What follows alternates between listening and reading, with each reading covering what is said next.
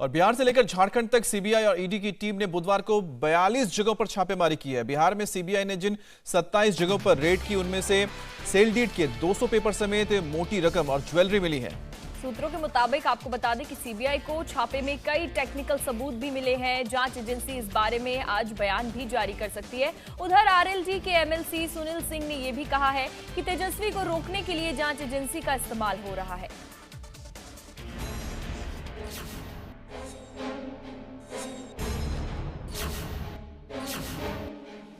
कुछ नहीं, 2,61,640 रुपया और जो मेरा प्रॉपर्टी है। करीब 13 घंटे बाद सीबीआई की टीम जब छापेमारी कर बाहर निकली तो आरजेडी के एमएलसी सुनील सिंह का गुस्सा कुछ इस कदर फूटा। मीडिया के सामने आते ही डायरेक्ट जांच एजेंसी पर तेजस्वी के खिलाफ साजिश का आरोप लगा दिया। बिहार में लैंड फॉर जॉब केस में सीबीआई की अलग अलग टीमों ने बुधवार को आरजेडी के 6 नेताओं के ठिकानों समेत 25 जगहों पर छापेमारी की। अब इनका उद्देश्य मात्र तेजस्वी यादव हैं कि कैसे इनको रोका जाए। जिन लोगों पर छापेमारी हुई उनमें एमएलसी सुनील सिंह, राज्यसभा सांसद अशफाक करीम, राज्यसभा सांसद फैयाज अहमद, पूर्व एमएलए अबू दुजाना, पूर्व एमएलसी सुबोध राय और लालू के करीबी कहे जाने वाले सुभाष यादव शामिल हैं। सीबीआई की टीम ने दावा किया कि छापे में उनकी टीम के हाथ 200 सेल डीड के पेपर लगे हैं। इसके अलावा मोटी रकम और ज्वेलरी भी मिली है। लेकिन एमएलसी सुनील सिंह ने सीबीआई के दावों को खारिज करते हुए कहा कि जांच एजेंसी को उनके घर से कुछ ठोस नहीं मिला। पूरा यहाँ भी छान मारा, पूरे बिस्कोमान के 6 फ्लोर के इन्होंने छान मारा। पूरा मेरा अकाउंट देखा गया, पूरे बैंक के अफसर को बुलाया गया कि कहीं से देखिए कि कहां से तेजस्वी यादव कोरिलेट होते हैं कि नहीं। इनका उद्देश्य अब लालू यादव नहीं है, अब इनका उद्देश्य मात्र तेजस्वी यादव हैं कि कैसे इनको रोका जाए, कैसे इन लोगों का गठबंधन तोड़ा जाए। इसके अतिरिक्त इनका कोई लेना देना नहीं है। इनको कोई मतलब नहीं है कि जमीन के बदले नौकरी दी गई कि क्या दी गई, उससे भी मतलब नहीं है। मतलब है कि कहीं भी रुपया पकड़ा जाए, लोग गछ ले ये फलना आदमी का रुपया है, कहीं जमीन पकड़ा जाए उनके नाम का हो, ये उद्देश्य है। इसके अतिरिक्त कोई उद्देश्य नहीं है। सुनील सिंह ने आरोप लगाया कि सीबीआई को लैंड फॉर जॉब केस से कोई मतलब नहीं है। वो तो सिर्फ तेजस्वी यादव को फंसाने के लिए ये सब कर रही है ताकि कुछ ऐसा मिल जाए जिससे महागठबंधन तोड़ा जा सके और तेजस्वी को आगे बढ़ने से रोका जा सके। पूरा यहाँ भी छान मारा, पूरे बिस्कोमान के 6 फ्लोर के इन्होंने छान मारा।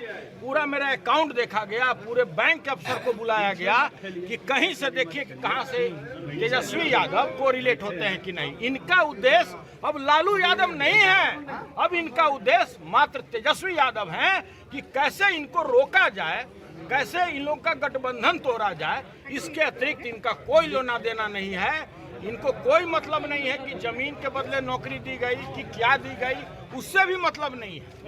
मतलब है कि कहीं भी रुपया पकड़ा जाए, लोग गछ ले ये फलना आदमी का रुपया है, कहीं जमीन पकड़ा जाए उनके नाम का हो, ये उद्देश्य है। इसके अतिरिक्त कोई उद्देश्य नहीं है।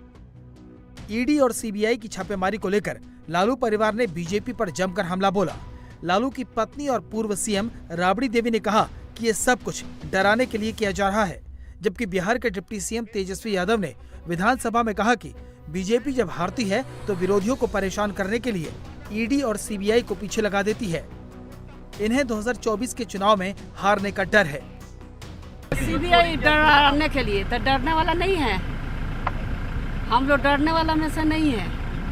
आज पहली बार नहीं हो रहा छापेमारी। हमारा बिहार की जनता सब हमारा परिवार है, बिहार की जनता परिवार है, परिवार देख रहा है बिहार की जनता।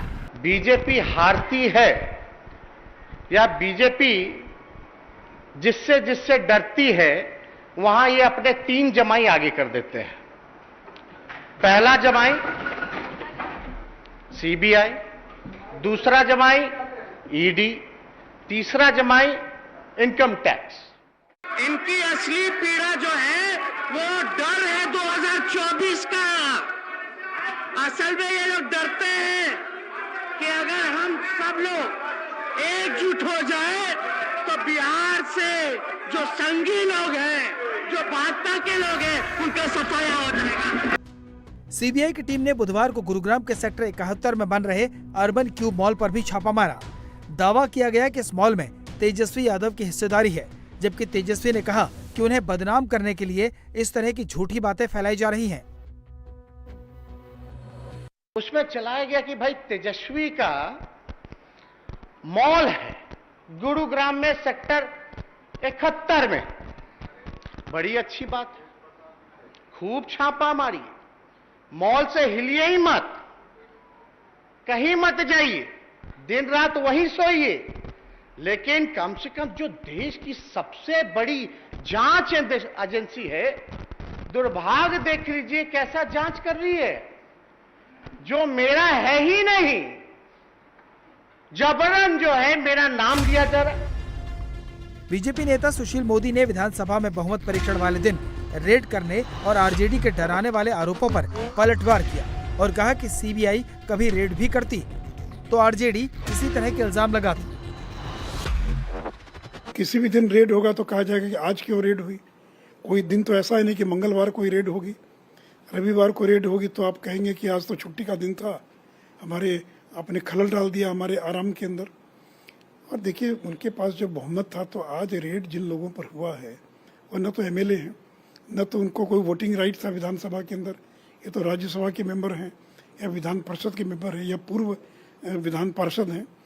तो इसलिए सीबीआई ने जिन भी कारणों से रेड किया, लेकिन इसका शक्ति परीक्षण से कोई दूर दूर तक कोई संबंध नहीं है। रेलवे में जिस घोटाले को लेकर सीबीआई ने छापेमारी की, वो घोटाला साल 2009 का है। उस वक्त लालू यादव रेल मंत्री थे। आरोप यह है कि लालू यादव लोगों को रेलवे में नौकरी देने के बदले उनसे जमीन लेते थे। पहले ये जमीन लालू के करीबियों के नाम पर ट्रांसफर होती थी, उसके बाद लालू के परिवार वालों को गिफ्ट कर दी जाती थी। असल में इस पूरे मामले के अंदर 18 मई 2022 को सीबीआई ने एफआईआर दर्ज की थी। उससे पहले साल 2021 में शुरुआती जांच दर्ज की थी, जिसमें लालू प्रसाद यादव समेत उनके परिवार में राबड़ी देवी और साथ ही उनकी दोनों बेटियों के नाम एफआईआर में दर्ज थे।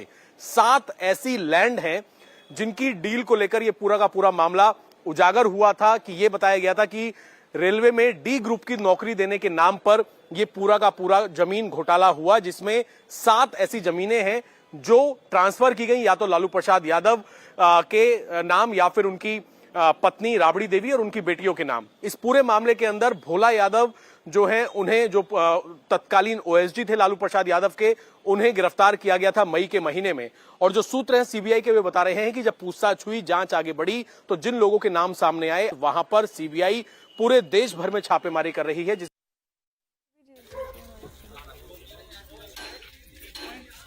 बिहार के साथ ईडी की टीम ने बुधवार को झारखंड में भी मनरेगा और खनन घोटाले को लेकर भी छापेमारी की।